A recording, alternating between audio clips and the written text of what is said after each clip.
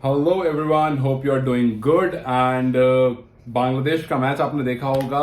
मैंने नेपाल को लेकर कल एक वीडियो बनाया था जिसमें मैंने जैसा बताया था कि मैं वर्ल्ड कप के बारे में बात करना शुरू करूंगा बिकॉज ऑफ वर्ल्ड कप आ गया है और ग्रुप डी के बारे में हमने डिस्कशन करा था। और आई एम सॉरी कि मैं कुछ लोगों के कमेंट्स का रिप्लाई नहीं कर पाया बिकॉज वो, और मैंने कहा था कि हम डिस्कशंस करेंगे, कुछ का करा but because I was occupied, मैं ऑफिस गया था, अभी जस्ट ऑफिस से आया हूँ।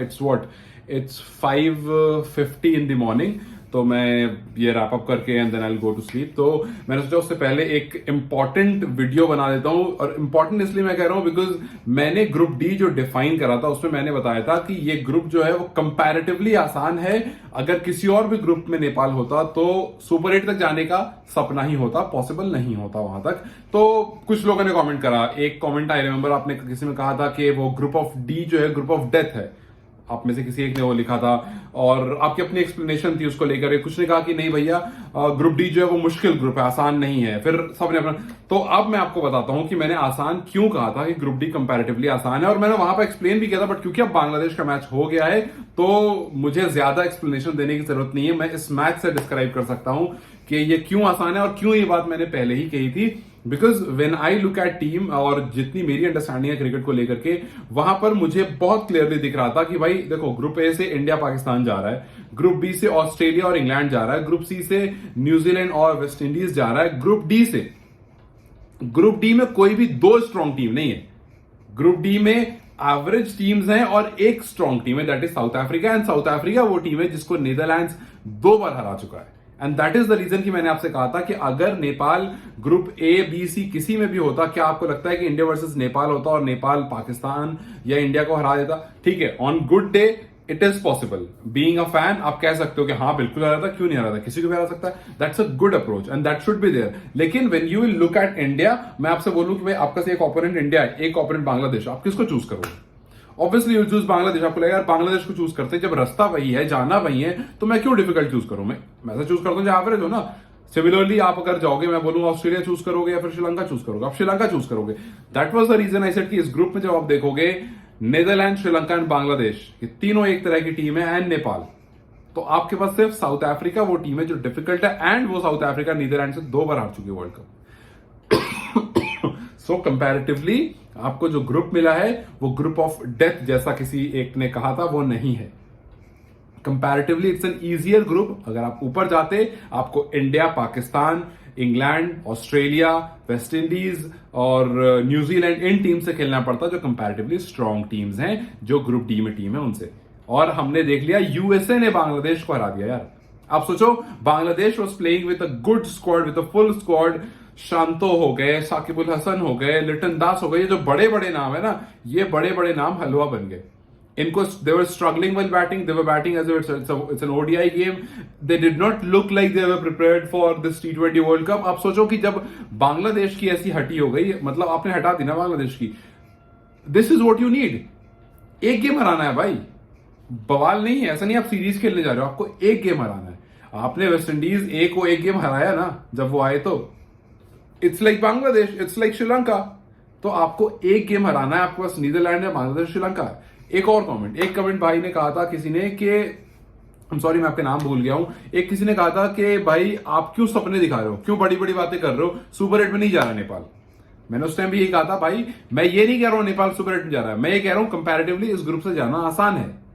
तो यहां पर यू फोकस ऑन मैचेस। आपको सिर्फ इतना करना है कि आपको अपनी स्ट्रेंथ पर नहीं जाना है, आपको सामने वाले की वीकनेस पर भी जाना है।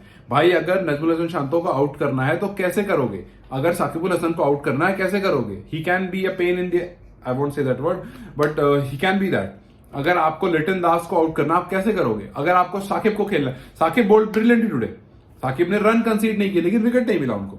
वहीं आप देखो मुस्तफिजुर को विकेट मिला बट रन कंसीड कर दिए। सो आपको प्लानिंग के साथ अगर आप जाओगे, so group D is a good group जहां पर आप वहां से आगे बढ़ सकते हो।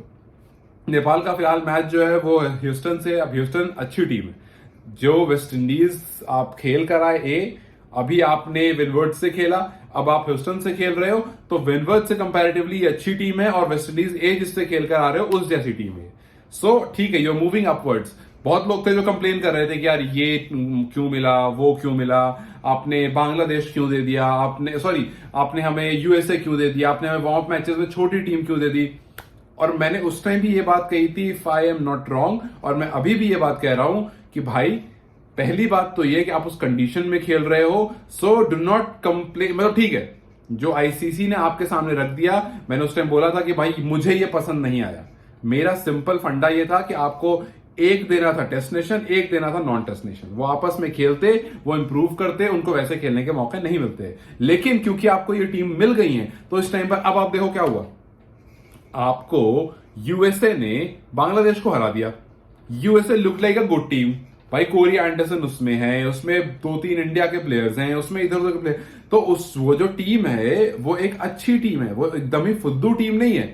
तो और आप उनके घर पर खेल रहे हो, सो बेहतर यह है कि आप उस टीम से उनके घर पर जाकर खेलो जो उस कंडीशन को सबसे बेहतर जानती है। ठीक है, अब मेरी बात से हो सकता है कुछ लोग अग्री करेंगे, बिकॉज भाई उस टीम ने बांग्लादेश को हरा दिया। जब मैं पहले बोला था लोग अग्री नहीं करते। जब मैंने पहले बोला कि ग्रुप डी इजियर ग्रुप है, lot of you were not agreeing and you know the reason. But अब जब बांग्लादेश ने हरा दिया, देन आप यू माइट से कि हाँ यार बांग्लादेश को हरा सकते हो, आप श्रीलंका को हरा सकते हो, आप नीदरलैंड्स को हरा सकते हो। सो अब आप बोल दोगे कि भाई हम इन 3 टीम को हरा सकते हैं। तो यही बात मैं पहले कह रहा था कि ये जो आपको ग्रुप मिला है वो कंपैरेटिवली आसान ग्रुप है। यहां से आप वार्म मैचेस की तरफ बढ़ोगे। अब आपके पास अभी आपका संदीप भी एड ऑन हो जाएंगे। संदीप हालांकि अभी तक आए नहीं है, उनके वीजा को लेकर के इशू चल रहा है, वो जल्दी क्लियर हो जाएगा। लेकिन आपके पास संदीप जैसे ही जुड़ेंगे, विच इज मोस्ट प्रोबेबली आपको वो वार्म मैचेस में जुड़ जाएंगे, या अगर उससे पहले भी आ जाते हैं तो थोड़ी प्रैक्टिस जब तक वो है कर रहे हैं, जब तक जुड़ जाएंगे आपकी टीम थोड़ी और स्ट्रांग हो जाएगी। सो आपकी टीम अच्छी है, you are a good team, you are a good strong team. लेकिन you just have to understand कि आपका ओपोनेंट जो है उसमें कहां पर कमी है और कहां पर उसको आउट करना है, कहां पर उसको डिसमिस करना है, कहां पर उस पर रन मारना है।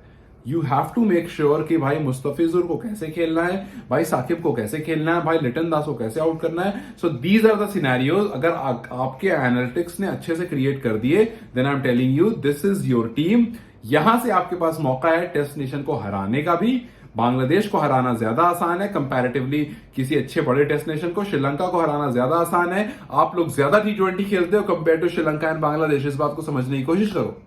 आपको इस फॉर्मेट का ज्यादा आइडिया है, आप कंपैरेटिवली ज्यादा T20 फॉर्मेट खेलते हो, and that's why I was saying कि यहां पर यह आसान है। तो खैर बांग्लादेश का मैच देख करके आई होप कि बहुत सारी चीजें क्लियर हुई होगी कि क्यों मैंने इस ग्रुप के बारे में ऐसा कहा था। एंड श्रीलंका और बांग्लादेश और नीदरलैंड ये वो टीम है जिस पर नेपाल को सबसे ज्यादा फोकस करना चाहिए। And then when it comes about South Africa, उसको आप अलग से देखोगे, because South Africa is a tough team. बेहतर ये है आपके पास एक टफ टीम है, तो 3 जो है वो इजी टीम्स है। इजी नहीं तो एवरेज टीम्स है, तो उन एवरेज टीम पर फोकस करो, और जो टफ टीम है उससे सीखो, उसको लास्ट में जाकर अटैक करो, या उसको देख लो कि भाई कहां पर अटैक करना ज्यादा आसान है, किसको अटैक करना ज्यादा आसान है, वहां से you can fetch good result. So this is again my point of view. अगर आपको कुछ भी अलग पॉइंट ऑफ व्यू लगता है, you are most welcome to come and comment, because I love discussion. और अगर मैं कमेंट सेक्शन में जवाब नहीं दे पाऊंगा तो मैं कोशिश करूंगा कि मैं इसी तरह से बात कर लूं, या फिर लाइव पॉसिबल नहीं, बिकॉज मेरा ऑफिस का शेड्यूल बड़ा खराब है। बट ठीक है, मैं कोशिश करूंगा कि एटलीस्ट एवरी मॉर्निंग कुछ आपके लिए और कुछ आपसे डिस्कशन के लिए रखूं, और उठने के बाद I will try to reply on your comments. Till then you guys take care, and I hope कि आप मेरी बात से अब अग्री करोगे। खैर अगर नहीं भी करोगे तो it's fine, it's obviously your point of view, your observation, which can be right. So why not? So till then, you guys take care. I'll see you very soon.